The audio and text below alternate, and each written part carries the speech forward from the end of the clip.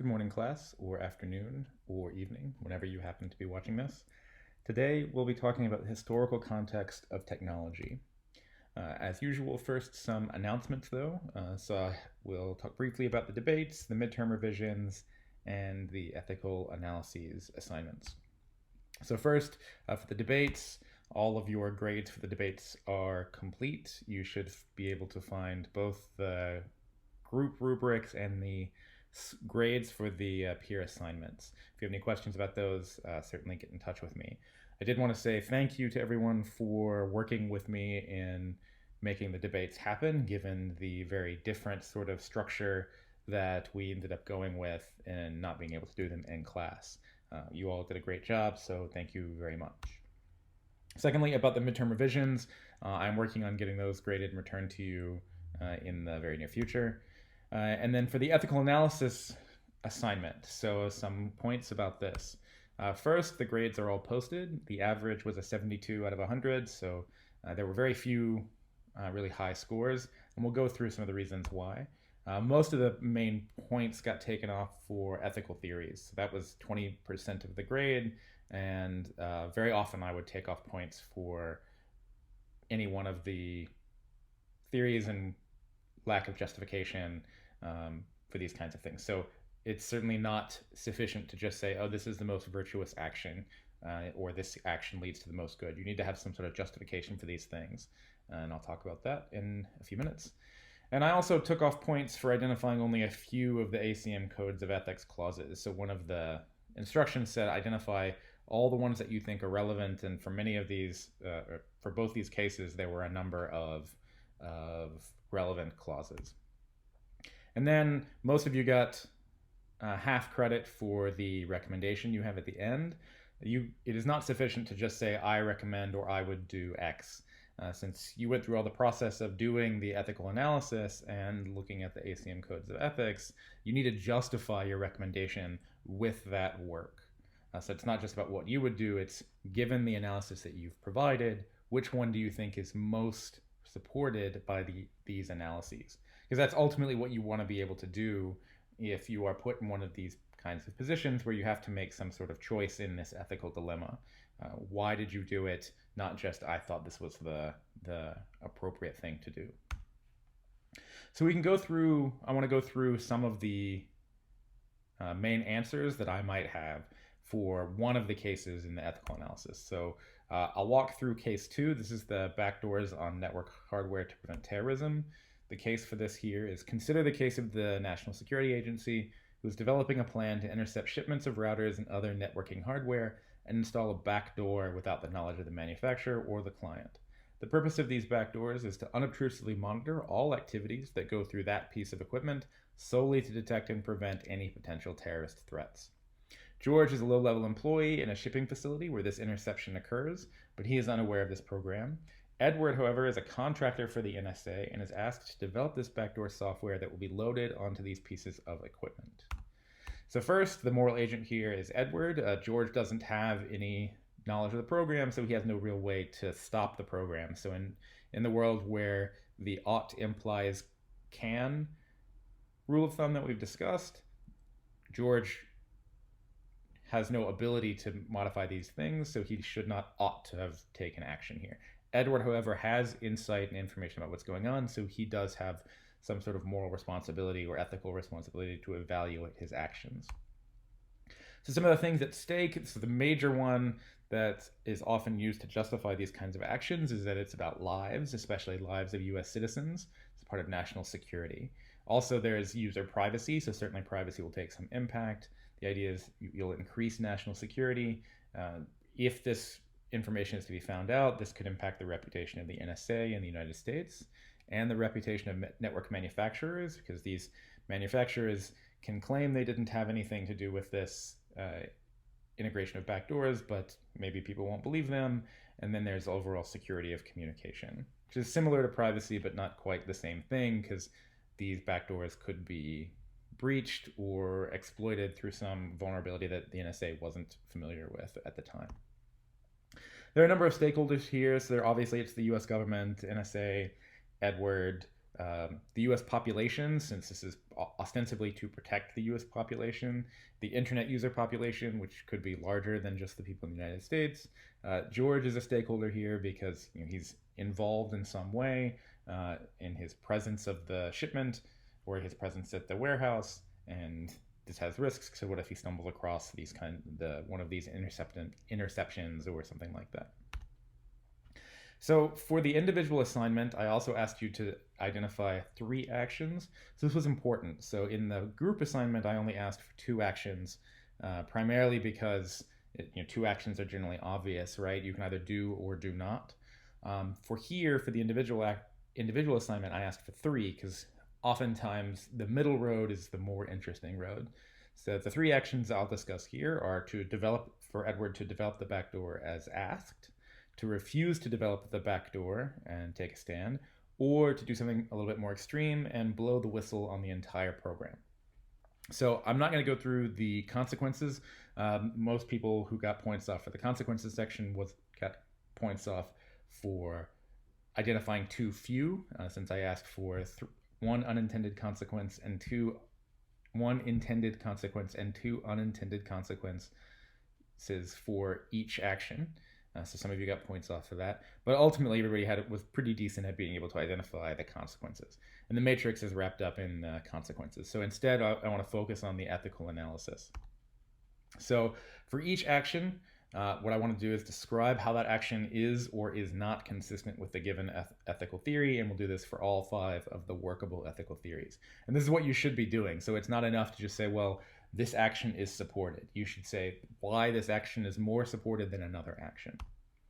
So as a refresher for Kantianism, when we try and apply Kantianism, defining new rules is often non-trivial. So instead, for the purposes of this class, you can either take rules from the ACM Code of Ethics, which is what we'll do for rule utilitarianism, or it's sufficient to answer whether a particular action violates one of the categorical imperatives.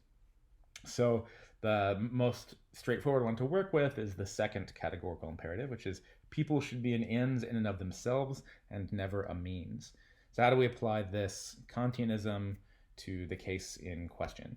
So the first action of developing the backdoor as asked, so this violates the second categorical imperative. The idea here is we are sacrificing the privacy of some group of people in order to protect another group of people, or potentially the same group of people. But would these people be okay with having their privacy violated in this way? Potentially not. So we're using people and their privacy as a means and not an end in and of themselves, especially if some of these people are trying to maintain some sort of privacy in their communication. We could refuse to develop the backdoor. This is likely more consistent with the categorical imperative. So while it is true that we want people to be safe, we want to provide them some ability to be empowered and not take advantage of their lack of knowledge or not exploit some property of them in order to provide safety. So likely refusing to develop the backdoor is consistent with people being treated as an ends in and of themselves, not just being used to the particular means, or not just being used to the particular end of keeping people safe. Now, this is complicated because Kantianism has no method for evaluating conflicts and rules. So if you had an additional rule here, as you might have, about saving lives, and this becomes difficult to say which one should work. You can't just say, well, we should save as many lives as possible, while also trying to have the second categorical imperative. We'd have to have some additional way to either address this potential conflict with more complex rules or potentially drop one of the rules. Now, the third option is, as I said, the more interesting one. So here, I think there's an argument to be made that blowing the whistle on the entire program is potentially violative of the second categorical imperative for the same kind of reason, but with a different stakeholder. Rather than the group of people who might be treated as a means to an end, being the US population, you could say that blowing the whistle on the entire program is treating the people who work for the NSA or people who work in these sort of national security kinds of industries. They might be being used as a means to an end of informing the rest of the public about this program. Now, it becomes less clear here when the program itself is potentially unethical. But this is a thing that we have to think about. So at least from this perspective, I think it's the most clear answer is to refuse to develop the backdoor, but maybe not blow the whistle on the entire program. Now, if we go to act utilitarianism, remember the main thing here is you need to define some metric. And then for each one of the actions, you have to evaluate the utility of that action based on this metric. So once you do that, you can then ask which action introduces the most good. So as I said, you have to compare measures for each choice and make some claim about which score is better based on your metric. So for this case, the metric that I'm going to choose to use is dollars, primarily because this lets me balance both the value of a human life and privacy breaches. See, both of these have some potentially economic or dollar value. So first, we'll start with the assumption that 1 year of human life is worth about $129,000. So this was from a Stanford study where they talked about what is the livelihood of somebody who has a relatively decent life in the United States. Look at how much does that cost for about a year. And then we'll compare this to the privacy breach per person, or the cost of such a privacy breach.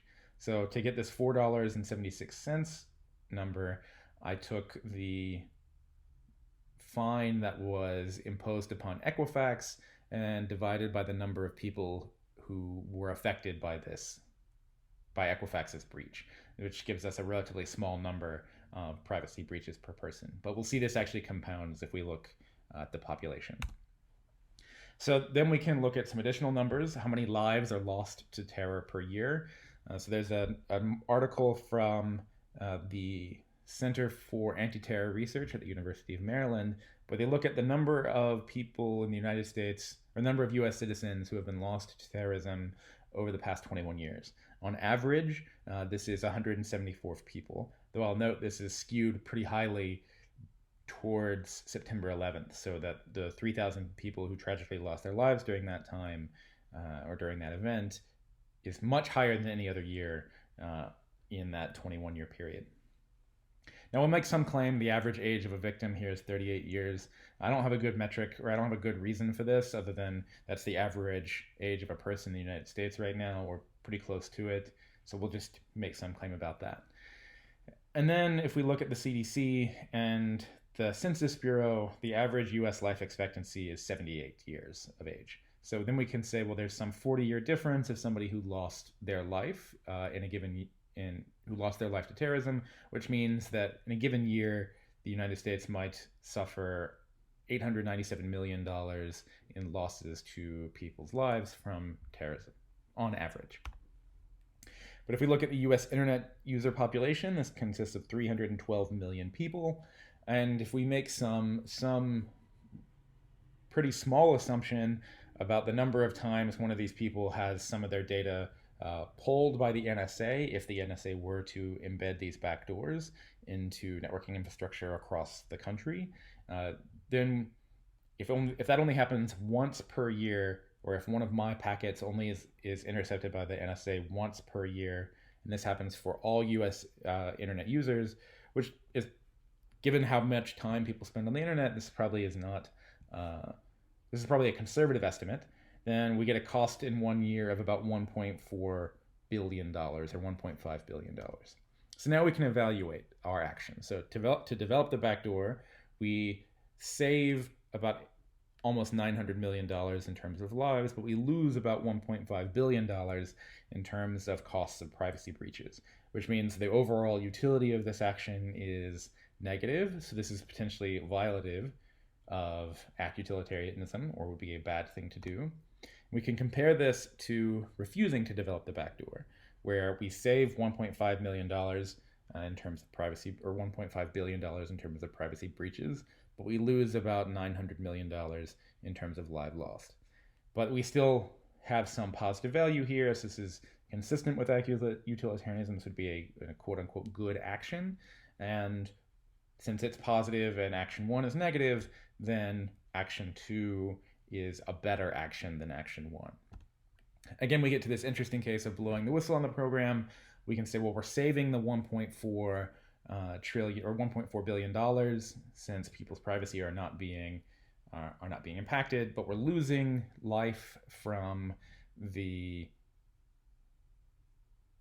or we're losing money or losing dollars from loss of life. And then we have some additional cost to the US reputation or to the reputation of these manufacturers. It's difficult to justify, or it's difficult to quantify what that loss or cost might be. Some things you might be able to do is go look at how the stock market responded to Edward Snowden's revelations in the early 2010s, or look at the individual stocks for some of these tech companies, these kinds of things. But it's very unclear what this metric or what this cost in dollars might actually be. But we can think that this cost is probably some negative value. So while not necessarily violative, rather this shouldn't say violative, it should say it's less than, or the value of action 3 is potentially less than the value of action 2, looking only at US dollars. There's certainly other ways you might, or other factors you might pull in, but given this data that we have and this particular metric, then we say act 2 is, or action number 2 is the best action according to act utilitarianism. Now we'll get to another more complicated version with rule utilitarianism. Remember that defining a set of rules is difficult, so from nothing. So one of the good places to start is using the professional codes of conduct, or the ACM code of ethics. And then you identify some metric, and you use this metric to evaluate whether the existence of this rule or the application of this rule is better than having no rule at all. Or you take 2 rules or multiple rules, and then you can compare them based on your metric. But again, you have to compare the rules or absence of a rule. The comparison here is important. So for here, we're going to keep the metric of US dollars. And then what I want to do is look at 2 relevant rules from the ACM Code of Ethics. Specifically, we'll look at 1.6, respecting privacy, and 2.8, access when authorized or compelled. Now, 3.1, public good is central. You could do this. You could pull something from the Software Engineering Code of Ethics about your duty to your employer or duty to your client. You could make this more complicated. For time, I'm going to focus only, though, on 2 relevant rules, 1.6 and 2.8. Now, what we want to do, remember that with rule utilitarianism, it's not about the specific instance. So act utilitarianism says, given the specific decision point, let me make some evaluation or calculus about what is the best action. For rule utilitarianism, we can say, here's some rules. Let's figure out which rule is probably the most important, or which rule has the highest precedence, sort of away from the specific instance of your scenario. So here we can say, if we look at the context of a single individual, what is the cost of violating 1.6? So what is the cost of having your privacy violated? If you, again, use the metric that we had before, $4.72, this is a relatively small cost.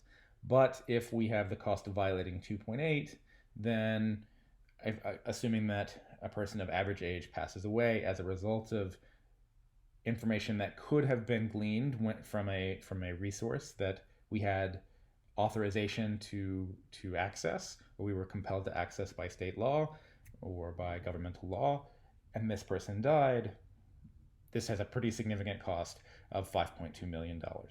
Again, the same metric from act utilitarianism. Though you might say that what is the likelihood of death actually coming from not accessing one of these devices or one of these pieces of technology? And even if it's like 1% or 0.1% or something like that, then we can still say, well, the cost of violating 2.8 is higher than the cost of violating 1.6. So based on that, we can make some claim that for the context of a given individual, rule 2.8 is somehow more important or has higher priority than 1.6. So what this means is, we go back to our actions, developing the backdoor as asked is consistent with 2.8, which has the highest precedence. whereas refusing to develop the backdoor is consistent with 1.6, that rule from the Code of Ethics, but that rule has the lowest precedence. And if we look at blowing the whistle on the entire program, we actually see that blowing the whistle on the program is not consistent with either one of these rules. So it's not consistent with respecting privacy, because we're blowing the whistle on what is this, a private or secret program. And it's not necessarily consistent with 2.8 because we don't have authorization to share this information. So based on rule utilitarianism may say action 1 is the appropriate action of developing the backdoor. For virtue ethics, recall that you should be thinking about this most virtuous person, and then what would that person do? So let's look at some character traits that are relevant to this decision, and then say which action is most consistent with a vice or virtue. So what I want to do here is look at Benjamin Franklin's 13 virtues. You can choose some existing set of virtues that you like, and then we can evaluate these different actions based on these virtues. So developing the backdoor as asked is potentially consistent with the resolution virtue. So in this list of 13 here, resolution is resolve to perform what you ought and perform without fail what you resolve. So you could make some claim that Edward ought to do what he's asked since he works for the NSA. So fulfilling his duty to do this development is important. If we look at refusing to develop the backdoor, this is consistent with the virtues of justice and sincerity. Justice in that this is potentially an unjust thing. You don't necessarily have the right to access or violate people's privacy without sort of due process or increasing inequality in society. And it's certainly not necessarily a sincere thing, because there is definitely this element of deceit here, that the NSA is embedding these backdoors without informing anyone, without informing the manufacturers, without informing anybody who might be able to take action about this. And this is definitely like a insincere kind of stance. Now, interestingly, if we look at virtue ethics with the 13 virtues here, blowing the whistle on the program sort of builds on your understanding or your justification for action 2. So if action 2 is consistent with justice and consistent with sincerity, then if you choose to take action 2 because you think the developing the backdoor is not ethical, then I think you can make a claim that in virtue ethics, if you're taking a step back and saying, I refuse to develop this backdoor because of these reasons, then the resolution virtue actually suggests that you should definitely then inform the public about this. So if you look at the resolution virtue, it says perform without fail what you resolve. So in 2, if you resolve to refuse to develop this backdoor because it's unjust, then I think also you should resolve to prevent this program from going forward. So just because Edward says, I refuse to develop this backdoor, doesn't mean that the program may fail. He may just get fired and be replaced. So if he thinks that developing this backdoor is unethical or unjust, then he should go to extra lengths to stop the program from continuing. So I think here virtue ethics suggests that action 3 is the appropriate action. Now with social contract theory and principles of justice, remember to look at the rights of each stakeholder. Are any of the actions that we're looking at violating any of these rights? And then how can we evaluate these rights in terms of Rawls' principles of justice? You can choose either one of these. I'll be happy with either one. A good way to approach this is looking at the principles of justice and the difference principle about whether any action is concentrating inequality in the hands of the advantaged rather than the disadvantaged. I think that's a good way to view this kind of question. And then we use these to compare the actions. So here for case 2, a number of you said that privacy is being violated here. This is not really a sufficient answer, because one of the things we talked about in the class on privacy is that the federal government and the Bill of Rights don't explicitly say you have a right to privacy. There's a lot of legislation about you have a right to privacy in specific contexts, like in health information or financial information or educational information. But in general, privacy is this prudential right that it makes sense to provide it to people, but it's a limited right in that the state can violate it if necessary or if it deems necessary. And we know that because in the Bill of Rights, having search and seizure is something that can happen if it has gone through the appropriate due process. So just saying that this is a violation of privacy isn't enough. But I think we have a good lens for this using Rawls' principles of justice and the difference principle. So if we look at developing the backdoor, this definitely, I think, concentrates inequity and inequality in the hands of the advantaged. So the people with the most information, i.e. the NSA. And it is actively disadvantaging people who are not part of the NSA because they don't know that their information is subject to collection by this organization. Whereas refusing to develop this backdoor doesn't exacerbate social inequality at all because the people who don't have this information are not being affected or would be less likely to be affected if we refuse to develop this backdoor. Now, blowing the whistle is the same kind of thing where it's more complicated than the other two. So as a society, we have agreed that the state can keep secrets for reasons of national security. So for classified programs or for special forces operations, that it makes sense that the state isn't necessarily required to be fully transparent about all things. So blowing the whistle on the program just for the program being secret is not enough. But if we know something about how the program is violating rights to due process and violating the requirements for lawful search, then in that case, we should blow the whistle on the program. But then the context becomes important because if it's really driven, or at least number 3 is really driven by whether we would expect the program to be abused in some significant way.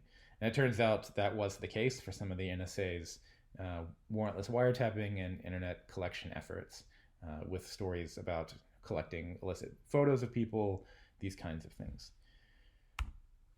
So now that we've evaluated all 5 of our workable ethical theories for each one of our actions, we can go back and sort of evaluate what we think will happen here. So Kant, remember, suggested action 2 was the most correct action. Act utilitarianism was consistent, saying act 2 was the most correct action. And rule utilitarianism sort of departed from the other 2 and said maybe act 1, based on the way we've prioritized our rules, is the correct action. Virtue theory suggests act 3, and social contract theory suggests actions 2 or 3 could be used here or could be appropriate here. So then you could, in your ethical analysis assignment, say, well, for my recommendation, it seems like the majority of our ethical theories suggest action 2 or action 3 as a backup. But the vast majority of them sort of go against action 1, so it appears that continuing to develop this backdoor is probably the unethical step, and either refusing or taking additional effort or taking additional steps to prevent this program from going forward is the more ethical recommendation here.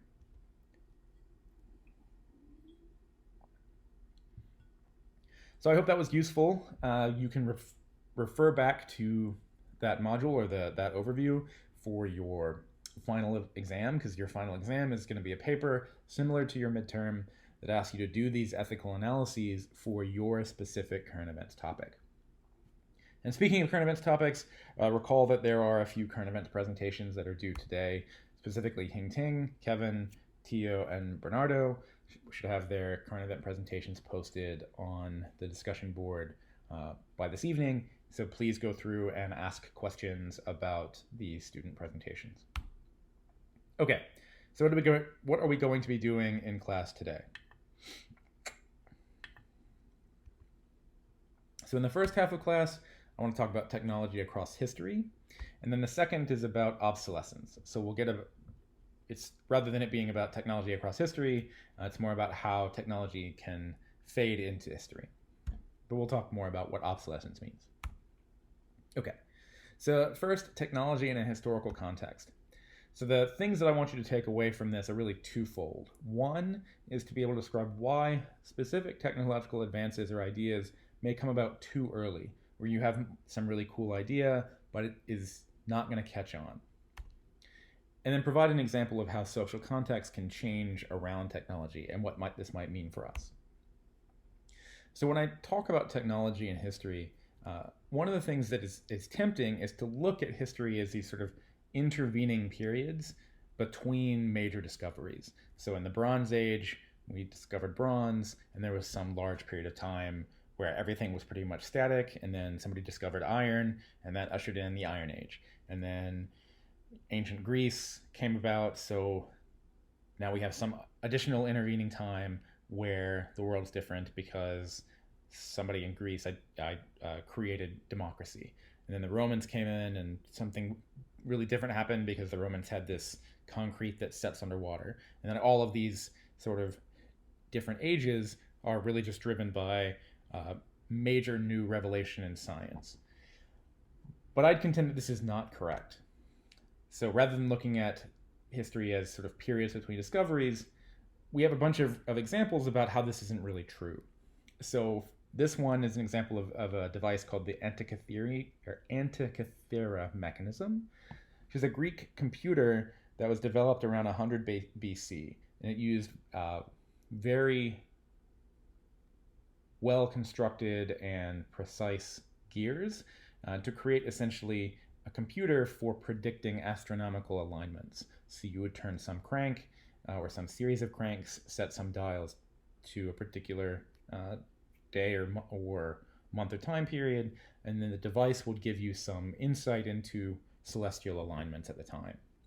This is a very complicated piece of technology that essentially was developed 2 millennia ago. About 100 to 150 years after that, an inventor in Alexandria named Hero developed an early vending machine. So this was a device where people in Alexandria could drop coins into this device to receive offerings to provide to a temple. So you might have this device where people put in coins and receive oils or oats or something they could then put as a sacrifice or put as some homage to a deity in a particular temple. He also developed what's called the alopile, which is a steam engine precursor. So here we have some small demonstration. You have this sphere of bronze or brass. You put water in it, and on top of the sphere you have a little spinning mechanism that has 3 pipes that allow steam to escape from this sphere. If you heat the bottom of the sphere, gas rises to the top and then comes out of these spinners, and you actually get motion from this engine. So this is hundreds of years, 1,500 years or 1,800 years maybe before we had really significant steam engine technology. In 105 CE, Kai Lun invents paper in China. By 132 CE, the Chinese had these early seismographs where little marbles would be placed within this, or a marble would be placed within this jar, suspended on a pole in the middle of the jar. And the Chinese identified that when a earthquake happens, even if it's very far away, if this pole holding this marble is not extremely stable, it'll fall, and it'll fall in a particular direction that gives you some indication of where the earthquake occurred. And then the marble would fall out of one of these, or the pole inside the jar would hit one of these dragons and then push the marble out into one of these frogs, so you could identify the direction of a particular earthquake. So it's very cool technology, 2,000 years ago, essentially. In 868 CE, the Chinese had the Diamond Sutra, which is one of the earliest examples of printed books, or rather of bound books, not printed books. And in 1044 CE, so about a millennia ago, we had an early written formula for gunpowder, also from China. In the 16th century, Leonardo da Vinci had his flying machines. In 1870, so about 150 years ago, Jules Verne had his 20,000 Leagues Under the Sea and a number of other works of science fiction where he identified submarines, talked about nuclear power, and identified a number of technologies that wouldn't come about for another 30 to 40 years in a significant way. So while we had all these technologies or ideas around these technologies, hundreds, thousands of years ago before we have the modern versions of them, why did these technologies not really catch on? So one of the main reasons for this, if we look at the alopile and we compare it to a more modern sort of steam engine or steam locomotive, the major difference between these two pieces of technology is that the metallurgical constraints, the things we knew about metals, has increased significantly over 1500 years. The primary reason for this is the brass that was used and available readily for the alopile is much weaker than the kinds of iron and steel that we can put in steam locomotives. And this is important because if we want to house or contain large amounts of pressure, which is important for moving large amounts of stuff or very high weight sort of loads, then we need very strong metals to hold these high pressures. And the brass that was available for Hero of Alexandria just wasn't up to the task of holding enough pressure to actually move one of these devices.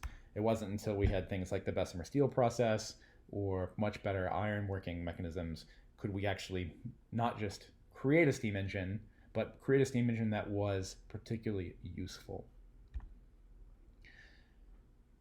As a quick aside, so there's a movie called The Philadelphia Experiment 2, where, as part of the premise of this movie, a stealth fighter from the United States is sent back in time to World War II, but it's sent back in time to Nazi World War II. And this really changes the outcome of World War II, as one might expect. But the stealth fighter is destroyed during the war, and the Germans are not able to replicate this kind of technology. So the important point that I'm trying to make here is that if you have any really advanced technology, even if you just send the idea back in time, or even if you send a particular example of the technology back in time, it's not going to be enough to replicate it. It's not necessarily going to be enough to understand it, because technology doesn't exist, or technological advancement doesn't exist on its own. It exists within a whole context of additional pieces of information that we know. So Arthur C. Clarke was a famous science fiction author. He wrote 2001, 2010, a number of other books that became movies, and he classifies this as the third law. Any sufficiently advanced technology is indistinguishable from magic. So even if we have some idea about what something is, without all the additional technological advancements or scientific knowledge around it, we may have no understanding of how it works, and it's essentially just magic to us. So the key point here is that just having a single breakthrough isn't enough. It generally requires having many other supporting developments that allow this breakthrough to come at the right time for us to find value in it, or for us to find some useful application for this breakthrough. Now, an interesting corollary to this is once this correct time comes from, or once this correct time sort of manifests, then many people may develop a technology simultaneously. So you could imagine the idea of talking to people who are very far away is an idea that's been around for hundreds or thousands of years. But we didn't have this technology until somebody invented this device, which is the telephone. Now, generally, this is traditionally credited to Alexander Graham Bell, but if we look at the actual history of the telephone, 3 different people sort of constructed this device or invented this device essentially simultaneously. So Antonio Meucci from Italy was an inventor who wasn't very well resourced, and he has some early sketches and ideas, and even I think early prototypes of a telephone, but didn't have the resources to bring it to market. There's a sort of apocryphal story about Elisha Gray and his lawyers going to the patent office with their own version of the telephone, and Alexander Graham Bell's lawyers beating them to the patent office with it by a few hours. And now Alexander Graham Bell is the person we sort of credit the creation of the of the telephone too, even though Elisha Gray also constructed it or invented it simultaneously. We see this kind of thing in other places as well. So you may have heard of the calculus controversy. So if you look at these two men with Gottfried Wilhelm Leibniz and Sir Isaac Newton, both of them lay claim to the introduction or sort of invention of calculus. So if you're unhappy taking calculus 3 or something like that, then you can blame not just one person, but multiple people here for creating calculus. And we actually, in modern calculus, we've sort of integrated, the pun's not intended there, we've sort of taken things from both Leibniz and Newton's versions of calculus. But they invented it essentially simultaneously. So why is this important for us in terms of what we're doing? So we go back to this idea that a single breakthrough generally requires a number of other supporting developments. Then a single piece of technology that you develop or a single piece of software or hardware that comes into being is really socially constructed, that its value and its utility and how people engage with this piece of technology should be viewed not just within the context of the technology itself, but around how people in the world see and use this thing. So when times are right and you have all of this supporting information or supporting science, then technological innovation sort of manifests. So from Tron, this manifests like a flame. The conditions were right, and this technology sort of came into being simultaneously as many different people said, oh, we have all this information, we can do this new thing. So a really good example of this is called The Mother of All Demos by SRI's Doug Engelbart. So I'll play this video for you here in a minute, but the idea here is that in 1968, Engelbart introduced this video called it did this demonstration on stage called The Mother of All Demos, where he talks about technology and provides demonstrations of technology that we still are working on perfecting today, and we're still creating today.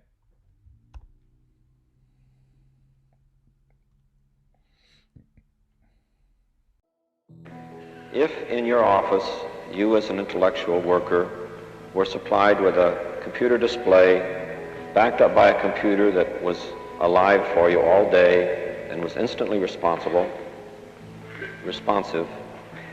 instantly responsive to every action you had, how much value could you derive from that? Well, this basically characterizes what we've been pursuing for many years in what we call the Augmented Human Intellect Research Center at Stanford Research Institute. We're going to try our best to show you rather than tell you about this program.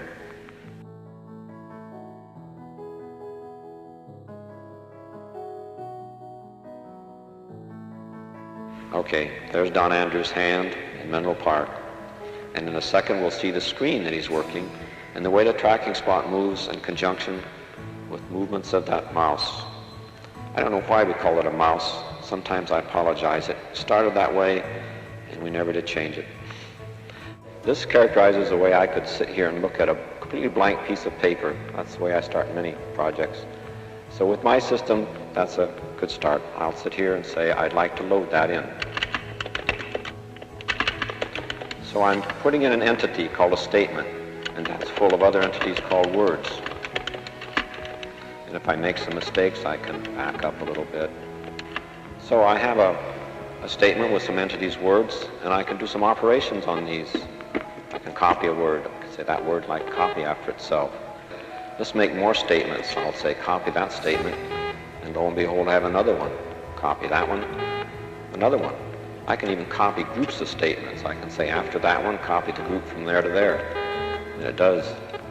So let me jump back to the head of the list, and I can do things like begin to reorganize it a little bit. Well, I say after bananas, it's more likely that I'll take the carrots there. So let me organize it by saying just generally produce. All right, produce, I've got carrots, and I'll move under there also bananas. And in fact, I could move a whole group under there, saying oranges and apples also. Well, I'm going to do something called jump on a link. And a link is something that'll go between files. So what it's going to do It says, I'm going to go to your file name as CNRO. So here's what I drew with a picture drawing capability here. It's a slight map if I start from work, and here's the route I seem to have to go to pick up all the materials. And that's my plan for getting home tonight. But if I want to, I can say, the library, what am I supposed to pick up there? I can just point to that, and oh, I see, overdue books and all. Well, there was a statement there with that name on it. So in his display, he sees my text, so I'll execute it. And sure enough, it does. But what's that running around? Well, if he's looking at my text, he'd like to have something to say about it. So we put on a marker, a tracking spot that he controls. So he's sitting in Menlo Park looking at this text, and he can point to it. But we've carefully reserved for me the right to control and operate on this, so my bug is more powerful than yours. But we can have an argument. Yeah. That's what they call a bug fight. So we've set up now audio coupling, and then we're both looking at the same display, and that'd be very handy to work. We can talk to each other and point, and maybe later I could hand you the chalk on this blackboard, like saying, here, you control it. But let's stay this mode now and add another feature that hardware-wise is available through the kind of display we have. I'd like to see you while I'm working on it. And we're going to go for a picture down in our laboratory in Menlo Park and pipe it up. Come in, Menlo Park. Hi, Bill. That's great. Now we're connected audio. You can see my work, you can point at it, and I can see your face, and we can talk. So let's do some collaborating. And our forthcoming involvement is this ARPA computer network, the experimental network that's going to come into being in its first form in about a year and end up sometime later with some 20 experimental computers in a network, which would be enough so that I could be running a system in Cambridge over the network and getting the same kind of response on a CRT. And it may be that people there, the next time we have a conference in Boston, I'll try this from there. And in that network, we're going to try to develop a special service to provide network information, relevant network information for people, for the kind of information that it takes to operate such a network. Who's got what services, what protocol do I use to get there, who's up to date, how much, where's the user's guide, where can I find the paper that describes this system that so-and-so offers. And that's going to be a very interesting challenge for us to utilize our tools for organizing and retrieving information.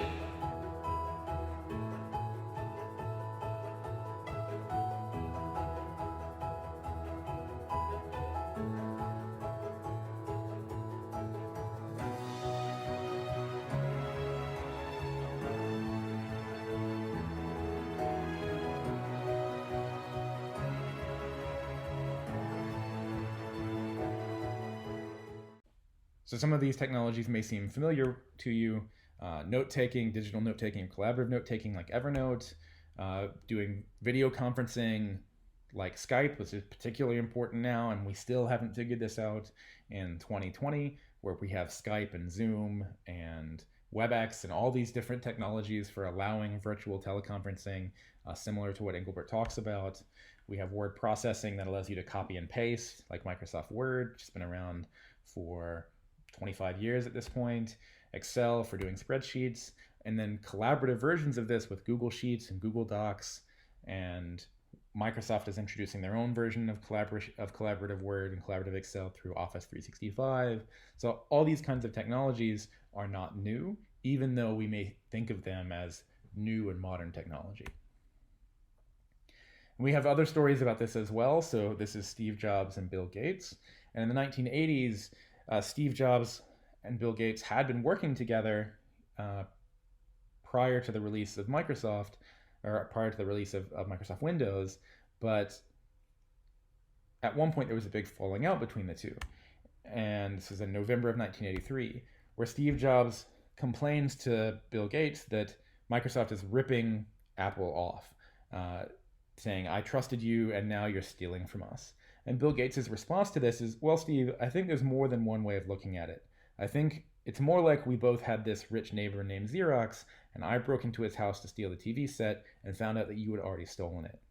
Now, what they were talking about was Xerox had a number of pieces of technology for interacting with a computer, and both Apple and Microsoft saw some of this technology that Xerox had for a while and said, oh, we can make really important and interesting kinds of interfaces with this.